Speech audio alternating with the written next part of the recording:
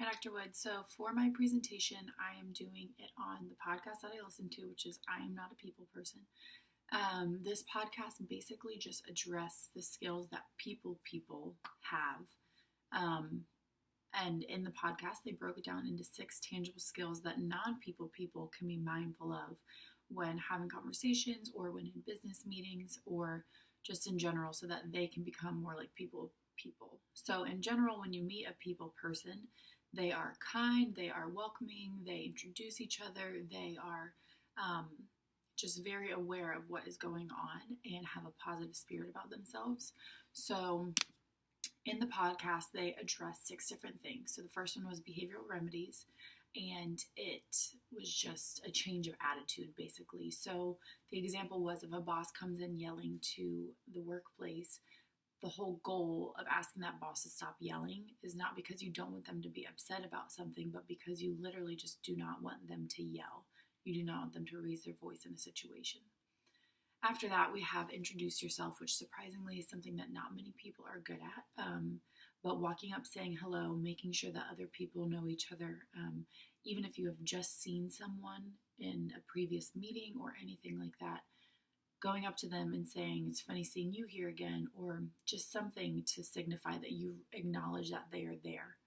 After that, it was introduce others. So if you are with a colleague or a friend and you know that they are unfamiliar with the person that you are going to meet with, it should be your job to go and introduce one to each other. Normally, the senior person comes first. So since you're older than me, I would introduce you to one of my school age friends and then say their name to you to reiterate it.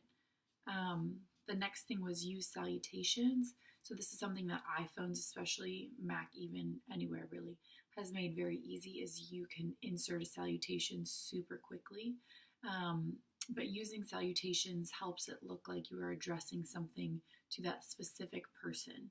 And if you address it with no salutation, it just seems like it could be something that goes to anybody at any time. Um, so that is the main reason for using salutations, is to address and acknowledge that you realize who it's going to and they realize who it's coming from. The next thing was use and not but. This one was very interesting because there are certain times where but is necessary, but it definitely gets overused. I just did it. What they're saying, though, is the word but is saying, "Dr. Wood, I like your idea, but we're not going to use it." And then the example was, "Dr. Wood, I like your idea, and we're not going to use it," which to me sounds a bit confusing. I definitely think but would be the right one there. Anyways, it is just allowing for more positive feedback rather than but, which is just completely cutting somebody off. It's just over with, and just continues the conversation and is a little bit softer, letting someone down if need be. The last thing is stop interrupting. That is one of the last things that a people person possesses, is they don't interrupt. Obviously, this is something we're all learning. We're all trying to be better at.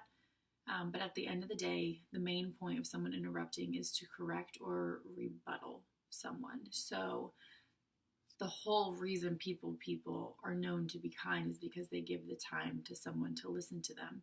They used Bill Clinton as an example for this. It's because if you look at Bill Clinton talking to somebody, he is very locked in with that person, looking at them in the eyes. He's watching what they're saying. He's listening to everything. He's acknowledging what they're saying, and he's not interrupting. Even though he might have something that he needs to say, he will wait until it is his turn. So to stop this, they suggest that you listen to the conversation, you think about what you need to say, and you go ahead and take a deep breath and just breathe and get your words all straight. And then when you're ready to talk and they're done talking, you can speak. All of these things are tangible skills. They are a bit simple. I do think that it takes more than that to be a people person, but those 6 skills will definitely help when it comes to college and meetings and just in general. They'll all help.